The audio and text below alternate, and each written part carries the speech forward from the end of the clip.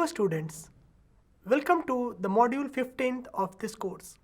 Today we're going to talk about the Heckscher-Ohlin model, and the first part will deal with the physical and the price definition.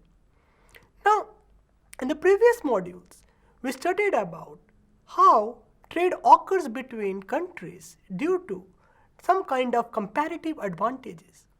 In the Ricardian model, which we dealt earlier, we focused on the difference in labor productivity as the reason for comparative advantages for gainful and gainful trade to occur between countries. Now, Heckscher-Ohlin model goes into another stage and tries to delve into two important questions. And those questions are: one, what leads to these comparative advantages between countries? And second, it also tries to look into one fact like how this international trade impacts the returns of the factors of productions, which was not dealt in the earlier model. The Heckscher-Ohlin model is a new classical model, and we will be looking into a 2x2x2 framework.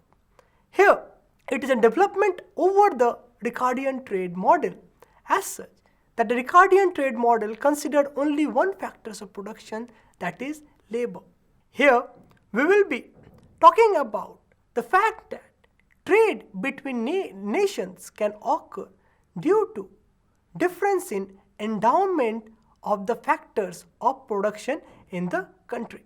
The model was developed by Swedish economy Elie Heckscher and Ohlin, and later Professor Samuelson and Ronald Jones added to this model. In most literature, this model is also referred to as HOS, or an Heckscher-Ohlin-Samuelson model. Before we go into this model, we will talk about what are the chief assumptions which guides the model.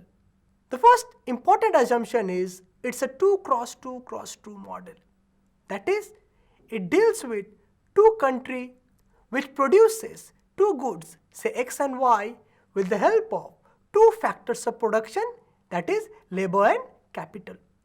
Here we assume that these countries have a similar technology of production and that within the country the prices are same. Importantly, it's assumed that the taste preferences across the countries are same. That is, the preferences which are shown by the indifference curve are similar in nature across the country. And very important assumption that the factors are mobile within the country, which means that the factor prices are similar across all the sectors within the country. However, the factors are immobile across countries, giving rise to the factor that prices may be different across different countries for the factors. Now, the important assumption of this model is that a relative factor endowment of capital and labor is different across the two countries that we have considered. While one country is abundant in capital, the other country is abundant with labor. Now, with this, there is another important assumption about the factor intensity, and it's assumed that factor intensity may vary. We will talk about this factor intensity later in this module. It's assumed that there's a perfect competition in the market, which implies that there's a constant return to scale. Further, that there is no monopolistic or oligopolistic behavior in the market. That signifies that neither wages nor prices are rigid, and the firms produce based on their marginal cost assumptions. The firms are free to enter and exit in the market, and information is freely available to both the producers as well as the consumers. A very significant assumption of this model is there is no transport cost, and there are no barriers to trade like tariff, quota or government intervention which could restrict trade. Now, these assumptions may seem very restrictive are very important to develop a simple yet meaningful model which can explain how difference in endowments across the country can lead to an meaningful trade between the countries. With the help of this Heckscher-Ohlin model, there will be 4 important components that we are going to learn. That is the HO theorem, the factor price equalization theorem, the Stolper-Samuelson theorem, and the Rybczynski theorem, which will be covered in the upcoming modules. The first, to understand the HO model, we need to understand 2 important phenomena. That is one, factor intensity, and second, factor endowment, and how factor endowment impacts the production possibility curve of the nation. Now we will talk about factor intensity. Factor intensity refers to the amount of capital that is required to produce a commodity with respect to labor. That is, it is a relative concept. Now, a particular commodity, say good Y, will be considered to be capital intensive if and only if it uses capital more per unit in comparison to labor to produce that commodity. So let's understand this with the help of an example. Suppose we have good Y that uses say 2 units of labor and 2 units of capital to produce 1 unit of good Y. So the relative factor ratio will be 1, that is 2K by 2L will be 1. Now suppose there is another good, that is good X, which requires 1 unit of capital and 4 unit of labor to produce 1 unit of the good X. So in this case, the capital labor ratio will be 1 by 4.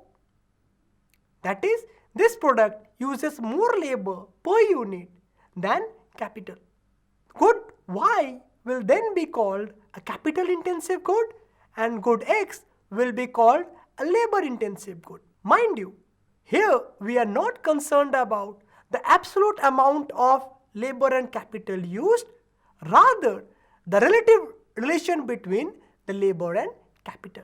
Say it can be 2 labor, 2 capital, which gives a capital labor ratio of 1. It can be 4 labor, 4 capital, which still gives a capital labor ratio of 1. It can be 10 labor to 10 capital, and still the capital labor ratio will remain to be 1. We can look into this diagram to understand the idea of capital labor ratio and factor intensity. Let us consider nation 1 to the left side of the frame. If we look, the capital labor ratio for good Y, which was 1, is shown by a ray from the origin which bisects the axis. Along this ray, we observe that every intersection of 1:1 of labor and capital will give the amount of Y that is produced. Similarly, if capital labor ratio for good X, which is 1 by 4, is shown by a flatter upward sloping line, that is, with less amount of capital, more amount of labor is required for production of 1 unit of good X. So the steeper line, which is closer to the Y-axis, which measures the capital, indicates the capital intensity, which is more, whereas the line which is closer to the X-axis, which represents labor, shows more inclination towards the labor intensity. Now we can have a similar understanding for a second nation. We observe that the capital labor ratio for good Y is 4 here, that is it uses 4 unit of capital per 1 unit of labor. Similarly, for good X, it uses similar proportion of capital to labor. In this case too, good Y is capital intensive and good X is labor intensive. If we compare both the nations, we will observe that even if good Y is capital intensive in both the nation and good X is labor intensive in both the nation, good Y is relatively more capital intensive in nation 2, whereas good X is more labor intensive in country 1. As because if we compare the capital labor ratios in nation 2, we observe we are having a capital labor ratio of 4 as compared to capital labor ratio of 1 in nation 1 for good 2, indicating good Y is more capital intensive in country 2.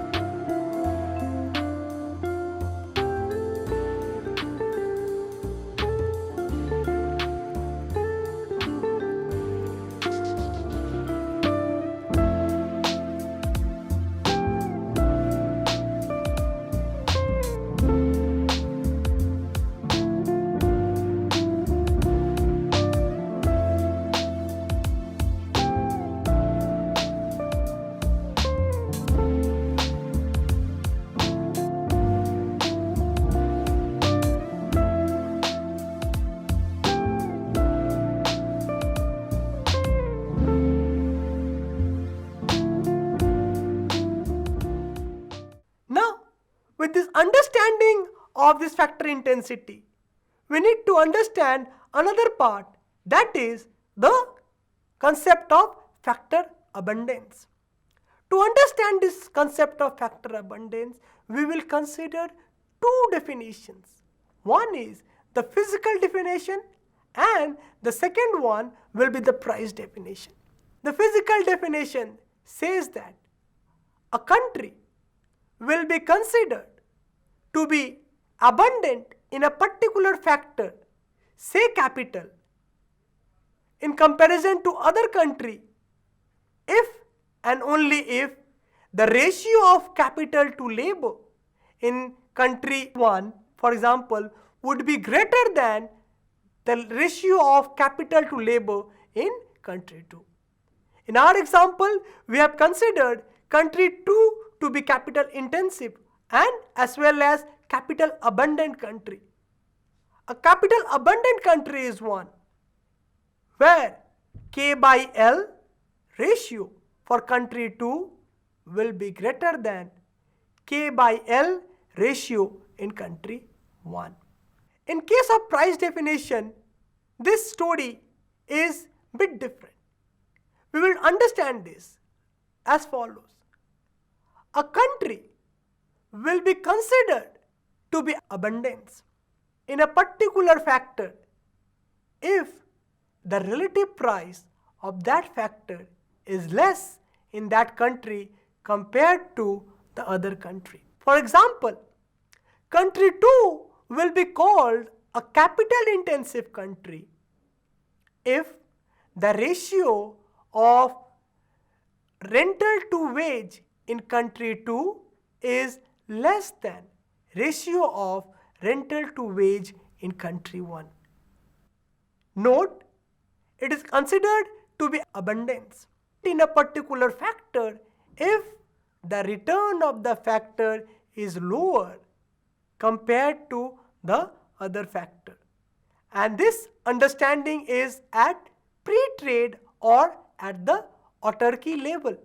Now we understood the difference between the price definition and physical definition of factor abundance. Now what is the difference between both of them?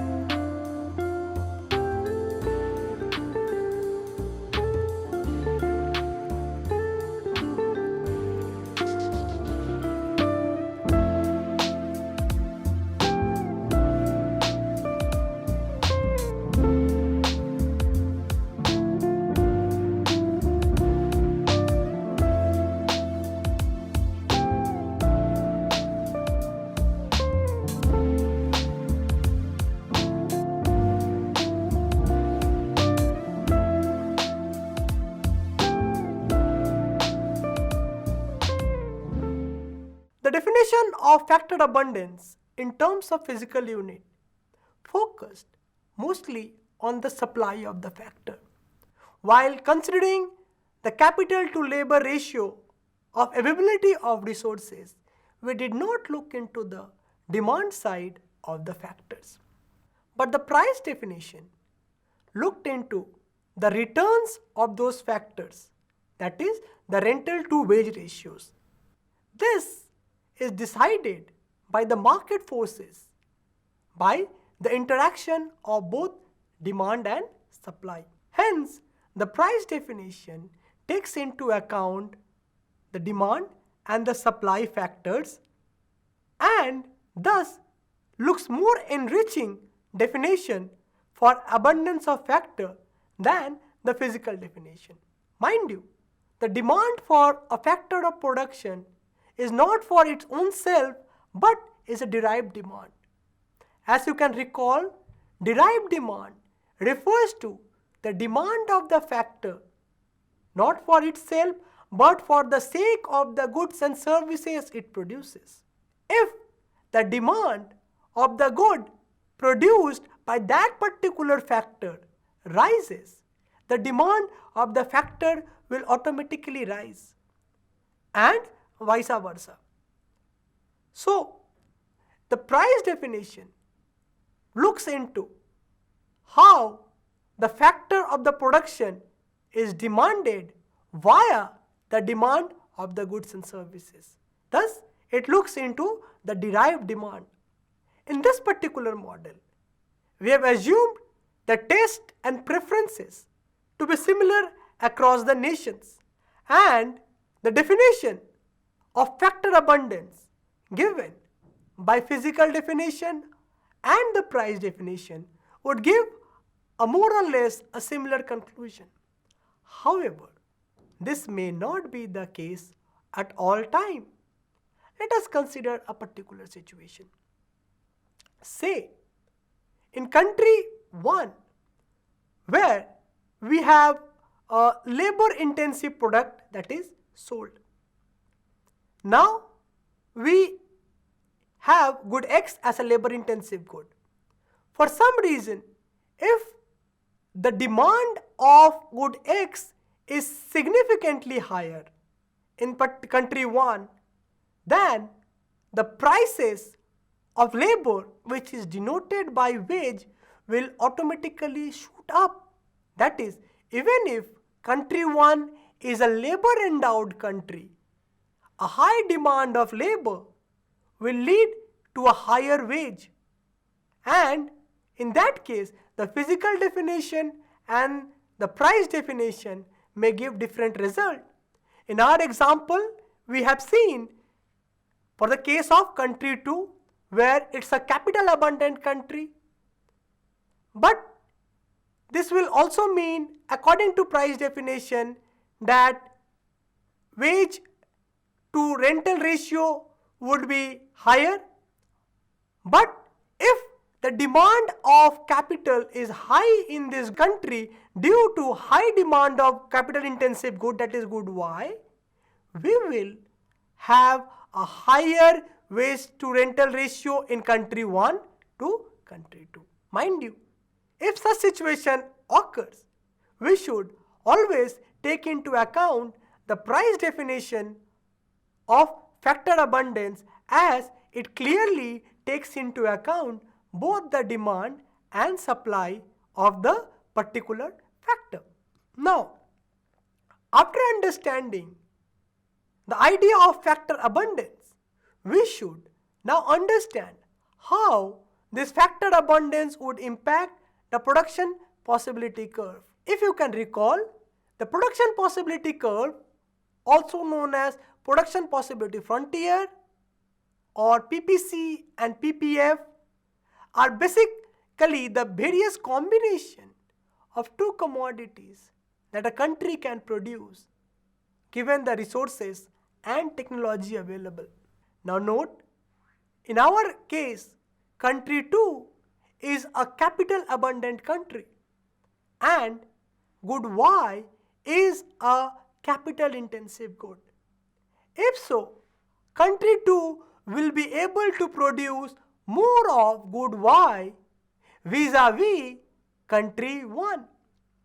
Similarly, country 1, which is a country with relatively more labor endowment, and good X is an labor intensive good, will be able to produce more amount of good X vis-a-vis country 2. Now, if we have to put this in a PPF, will be like that in the figure. We observe on the vertical axis we considered good Y, on the horizontal axis we considered good X. Now, this is the PPF for country 2. The PPF is more towards good Y. This is because country 2 is a capital endowed country in relative to country 1, and it produces good Y, which is a capital intensive good. Similarly, if we look at the PPF of country 1, we will see that country 1 is able to produce more amount of good X, which is a relatively labor intensive good, more in comparison to country 2, and produce lesser amount of good Y, which is a capital intensive good. So what we can understand here is that there is an implicit assumption that the countries are having an imperfect specialization in a pre-trade situation. That is, the countries are producing both the good X and Y, and country 2 can produce good Y more efficiently because it's a capitally endowed country and capital intensive good is good Y. Whereas country 1 can produce good X far better because it is relatively more endowed with labor, and good X is a labor intensive good. So this gives us two different set of PPF, and hence this will give us the basis for trade, which will be dealt in the next module. So what we have observed here, that country 2, which is more capitally endowed and compared to country 1, can now produce good Y better than what country 1 can produce, and country 1 can now produce labor intensive good X better than country 2.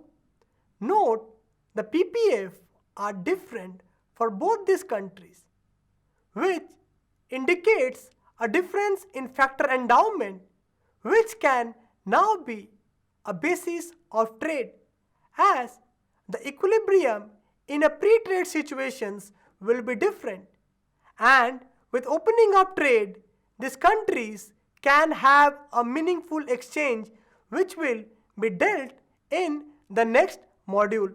Thank you.